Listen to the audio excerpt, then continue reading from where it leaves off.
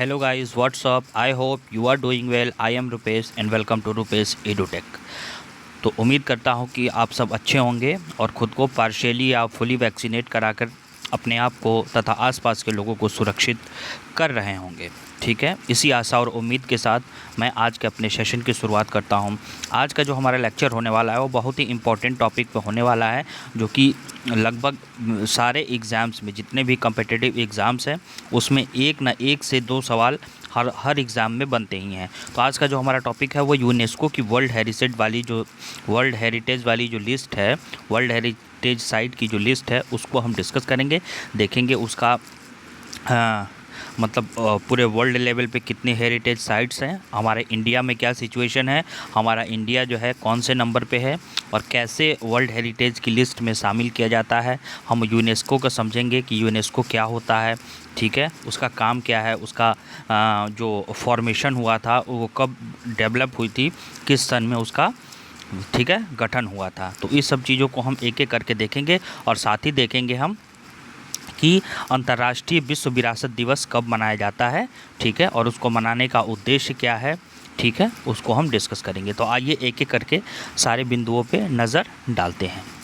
तो वर्तमान में जो दुनिया के 167 देश हैं, यानी कि अगर हम वर्ल्ड लेवल पे बात की जाए तो 167 कंट्रीज़ में से जो हमारी जो यूनेस्को की वर्ल्ड हेरिटेज साइट है वो कितना है, 1121 यानी कि 1121 जो विश्व विरासत स्थल है।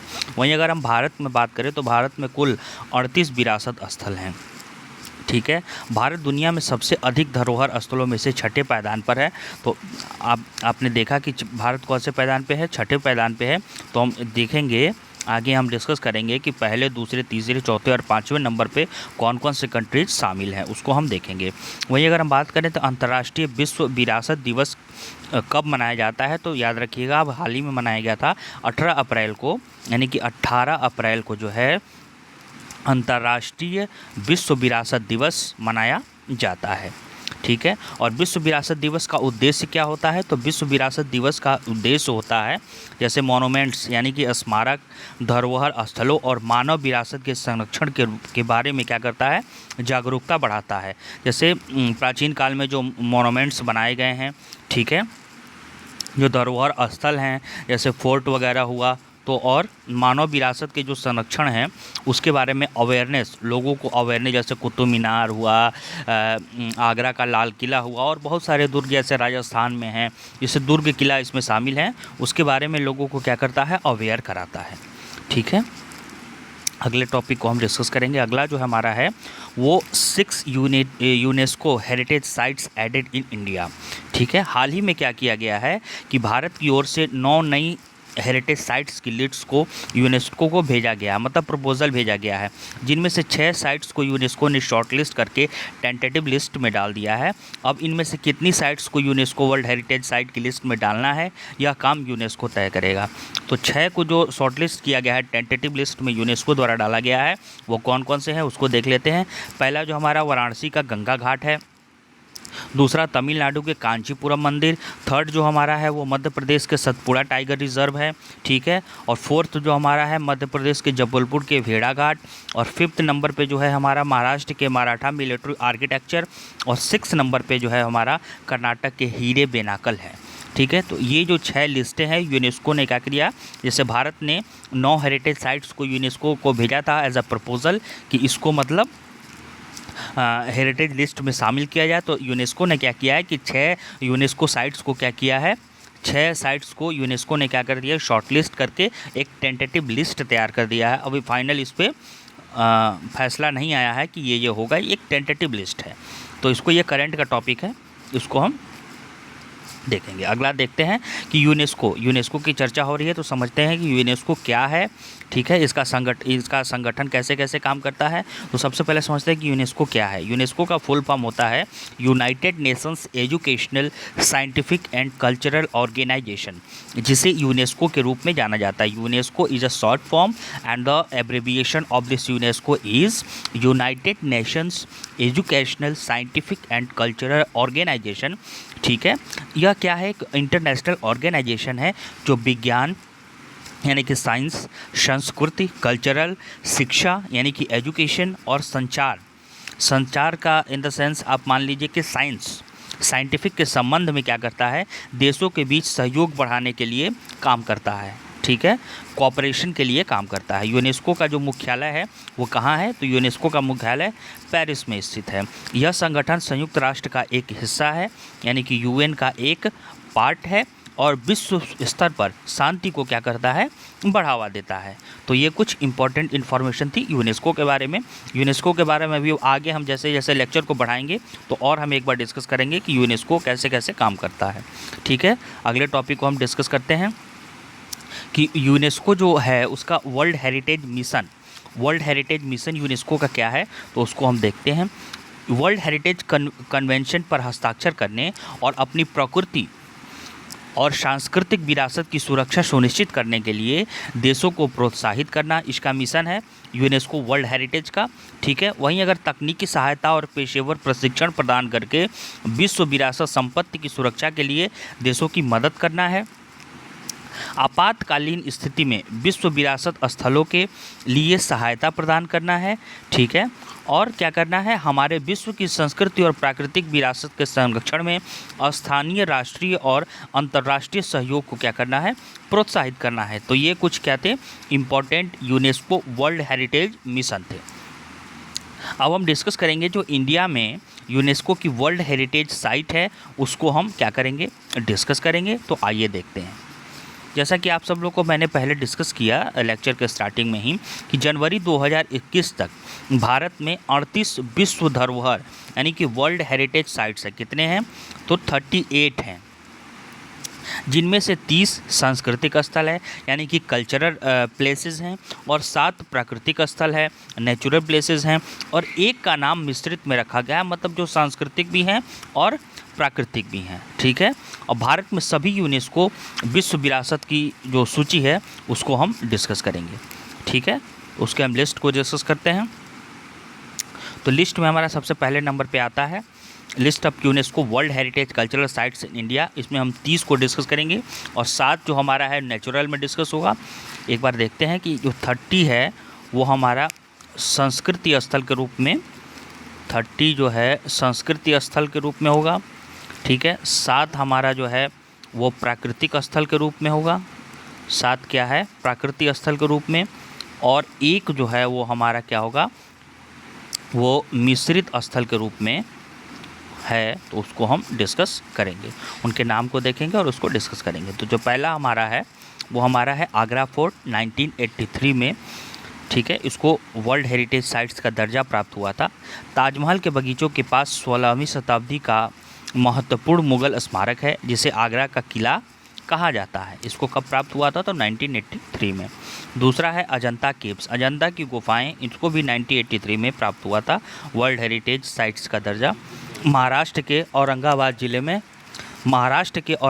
ज़िले में अजंता की गुफाएं चट्टान में कटी हुई बौद्ध गुफा स्मारक है जिनका निर्माण 2री शताब्दी ईसा पूर्व से लगभग 480 या 650 ईसा पूर्व के लगभग हुआ था, ठीक है।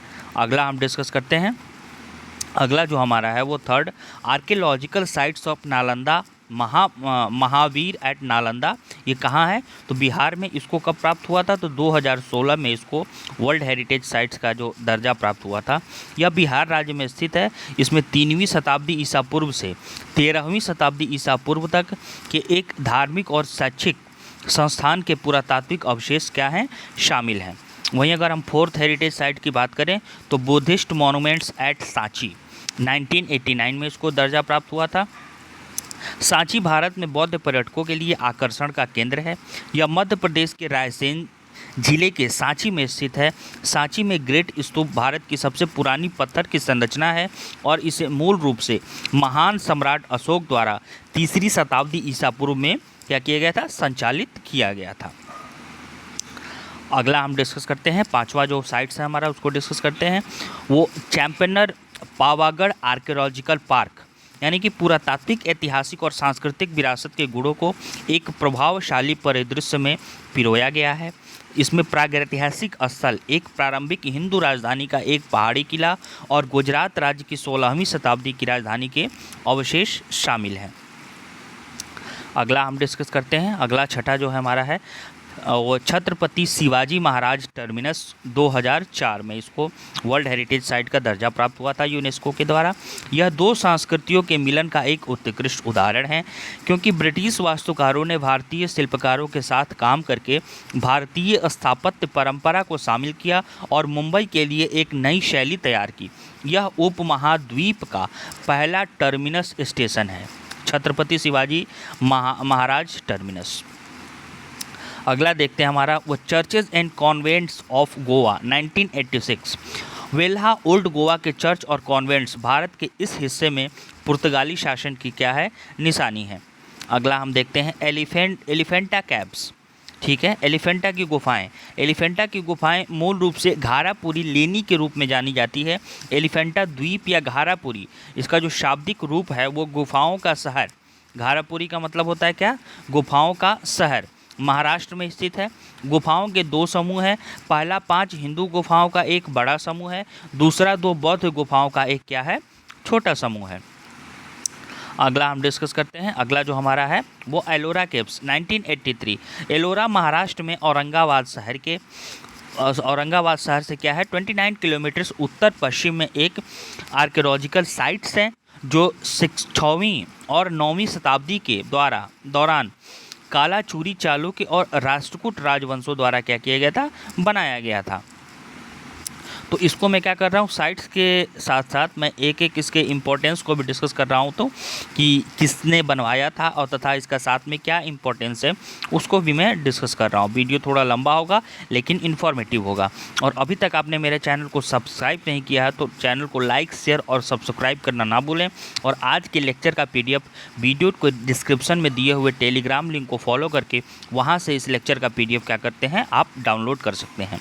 अगला हम देखते हैं फतेहपुर सीकरी 1986। आगरा में फतेहपुर सीकरी 16वीं शताब्दी के उत्तरार्ध में सम्राट अकबर द्वारा बनाया गया था। अगला देखते हैं हमारा ग्रेट लिविंग चोला टेम्पल्स 1987 और 2004। Great living Chola temple Chola साम्राज्यों के द्वारा राजाओं द्वारा बनाए गए थे, जो पूरे दक्षिण भारत और पड़ोसी द्वीपों पर क्या किया था, फैला था। अगला देखते हैं group of monuments at Hampi 1986।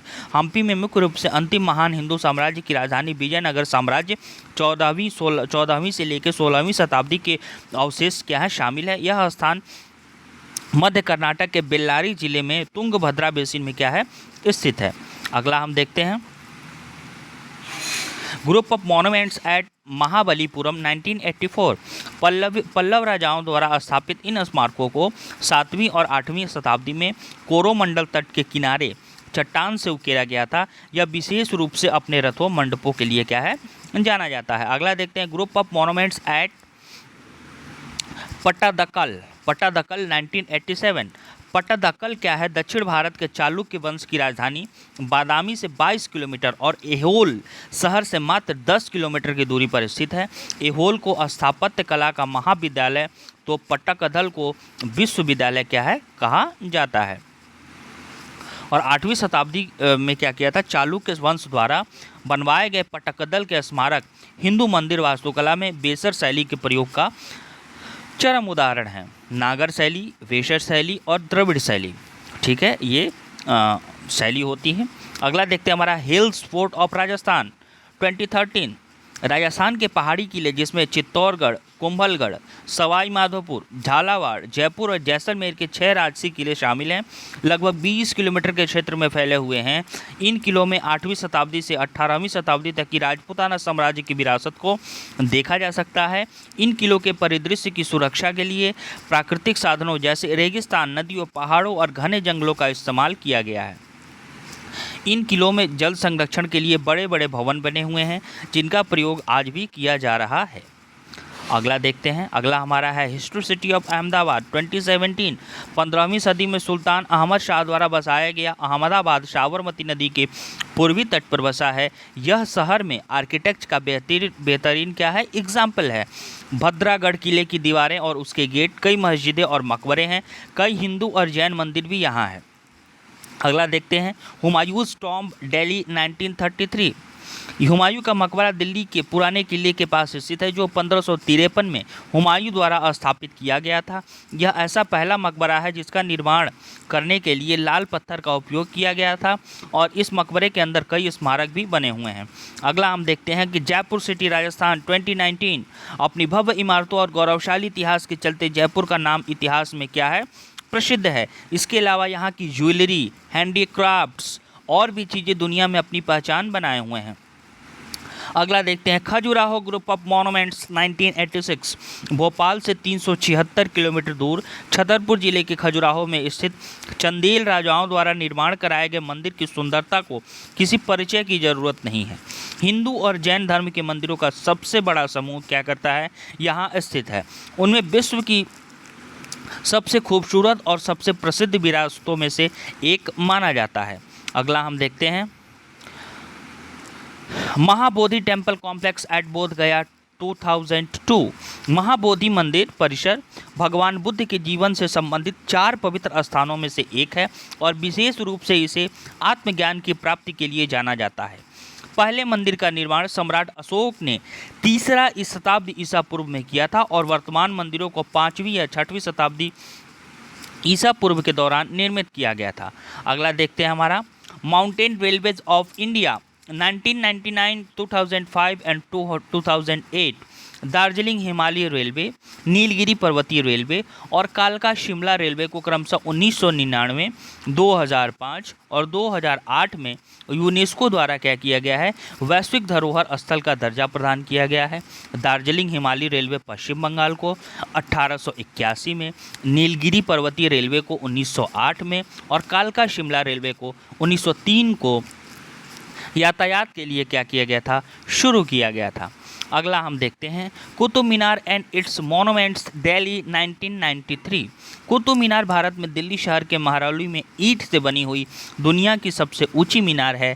Delhi को भारत का दिल कहा जाता है। यहाँ पर कई प्राचीन कंधे और धरोहर स्थित हैं। कुतुब मीनार की ऊंचाई कितनी है, तो 72.5 मीटर्स। अगला देखते हैं, अगला जो हमारा है वो है Rani ki Vav the Queen's stepwell at Patan Gujarat 2014। Rani ki Vav वास्तुकला का बेजोड़ नमूना है। यह ऐतिहासिक इमारत गुजरात के पाटन गांव में स्थित है। सरस्वती नदी के किनारे स्थित इस बाव का जो निर्माण है वो 11वीं शताब्दी में हुआ था, ऐसा माना जाता है। 24 नंबर पे देखते हैं, ये हम कल्चरल जो साइट्स हैं उसको डिस्कस कर रहे हैं। Red fort complex 2007। लाल किले को 5वें मुगल बादशाह शाहजहां द्वारा 1639 में अपनी राजधानी शाहजहानाबाद के महल के रूप में बनाया गया था। इसका नाम लाल किला इसकी लाल बलुआ पत्थर की विशाल दीवारों की वजह से हुआ है। अगला देखते हैं, rock shelters of Bhimbetka 2003। Madhya Pradesh की राजधानी भोपाल से महज 45 किलोमीटर दूर भीमबेटका में स्थित इन 5 पाषाण आश्रयों के समूह को साल 2003 में विश्व धरोहर स्थल का दर्जा प्राप्त हुआ था। भीमबेटका पाषाण आश्रय विंध्य पर्वतमाला की तलहटी में मध्य भारत की पठार के दक्षिणी छोर पर बनी हुई गुफाओं का क्या है, एक समूह है। अगला हम डिस्कस करते हैं, अगला जो हमारा है वो सन टेम्पल कोणार्क सूर्य मंदिर कोणार्क 1984। कोणार्क सूर्य मंदिर का निर्माण लाल रंग के बलुआ पत्थरों तथा काले ग्रेनाइट के पत्थरों से हुआ है। इसे 1236 से 1264 ईसा पूर्व के गंग वंश के तत्कालीन सामंत राजा नृसिंहदेव द्वारा बनाया गया था। यह मंदिर भारत के सबसे प्रसिद्ध स्थलों में से एक है। अगला हम देखते हैं, ताजमहल 1983। ताजमहल के निर्माण का श्रेय 5वें मुगल शासक शाहजहां को जाता है। शाहजहां ने भारत पर 1628 से 1658 तक शासन किया। शाहजहां ने अपनी सभी पत्नियों में प्रिय पत्नी मुमताज की याद में ताजमहल का निर्माण कराया। यह दुनिया के 7 अजूबों यानी कि 7 वंडर्स ऑफ द वर्ल्ड में से क्या है, एक है। 28वें नंबर पे हमारा है the architectural work of Le Corbusier on outstanding contribution to the modern monuments 2016। अगला हमारा है द जंतर मंतर जयपुर 2010। जंतर मंतर को जयपुर के राजा सवाई जय सिंह ने बनवाया था। जंतर मंतर को बनवाने का उद्देश्य अंतरिक्ष में होने वाली खगोलीय घटनाओं को जानने से संबंधित था। उदाहरण के तौर पे जंतर मंतर के द्वारा तारों की गति, समय की चाल व ग्रहों से संबंधित स्थिति को समझने के लिए इसका निर्माण किया गया था। अगला और जो कल्चरल का जो साइट्स है उसका आखिरी हम डिस्कस करते हैं। Victorian Gothic and art deco ensembles of Mumbai 2018। Bombay high court का भवन विक्टोरियन गोथिक शैली का बेहतरीन नमूना है। इस भवन के आसपास विशाल मैदान है। विक्टोरियन गोथिक का निर्माण 19वीं सदी में हुआ था। बॉम्बे हाई कोर्ट के भवन का निर्माण 1871 में शुरू हुआ और 1878 में पूरा हुआ। तब 16.44 लाख में बना था। ठीक है, तो ये तो क्या थी जो कल्चरल साइट्स से उसको हम डिस्कस किए। अब हम डिस्कस करेंगे नेचुरल साइट्स, यानी कि 7 हैं। पहला हमारा great Himalayan national park conservation area 2014, Kaziranga national park 1985, Keoladeo national park 1985 और Manas wildlife sanctuary 1985 and Nanda Devi and Valley of Flowers National Park 1988 and 2005 and Sundarbans National Park 1987 and Western Ghats 2012। तो ये जो प्राकृतिक 7 साइटें थी उसको हमने डिस्कस किया। और एक जो है मिश्रित में है उसको हम डिस्कस करते हैं। कंचनजंगा नेशनल पार्क 2016, यानी कि 2016 में कंचनजंगा नेशनल पार्क को क्या किया गया है, वर्ल्ड हेरिटेज साइट्स की लिस्ट में यूनेस्को द्वारा शामिल किया गया है। और आइए अब आगे हम कुछ महत्वपूर्ण बिंदुओं को डिस्कस करते हैं जिसमें देखेंगे कि यूनेस्को की वर्ल्ड हेरिटेज वाली लिस्ट में कोई जगह कैसे जुड़ती है। तो जैसा कि आप लोगों को पहले मैंने बताया था कि यूनेस्को के बारे में एक बार हम फिर डिस्कस करेंगे। तो यूनेस्को का फुल फॉर्म आपको पता ही है, जो United Nations Educational Scientific and Cultural Organisation. ये क्या है, यूएन की महत्वपूर्ण एजेंसी है। इसका उद्देश्य शिक्षा, विज्ञान, कला के क्षेत्र में अंतर्राष्ट्रीय सहयोग के जरिए विश्व शांति और सुरक्षा को बढ़ावा देना है। ठीक है, और यूनेस्को का गठन कब हुआ था, 1945 में हुआ था। इसका मुख्यालय पेरिस फ्रांस में है और इसके क्या हैं 193 जो कंट्री क्या हैं वो मेंबर्स हैं। ये है यूनेस्को का जो फ्लैग है उसका लोगो। ठीक है, आगे हम देखते हैं कि कैसे मिलता है विश्व धरोहर का दर्जा, यानी कि वर्ल्ड हेरिटेज साइट्स की लिस्ट में कैसे शामिल होते हैं। तो धरोहर मतलब क्या होता है, विरासत या दाती। इंसान की अपनी जड़ें और वो धीरे धीरे विकसित हुआ है।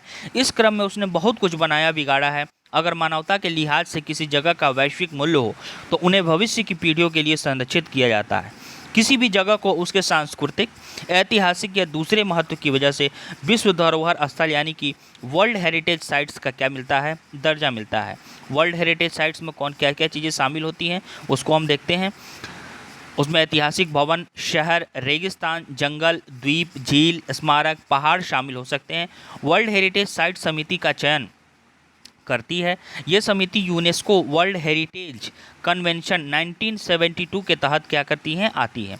इस लिस्ट का उद्देश्य क्या होता है, जो यूनेस्को द्वारा वर्ल्ड हेरिटेज साइट्स की लिस्ट जारी की जाती है उसका मेन पर्पस क्या होता है उसको देखते हैं।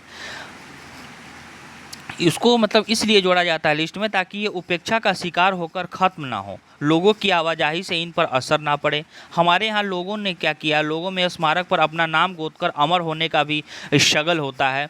इससे इन ऐतिहासिक स्थलों का नुकसान होता है।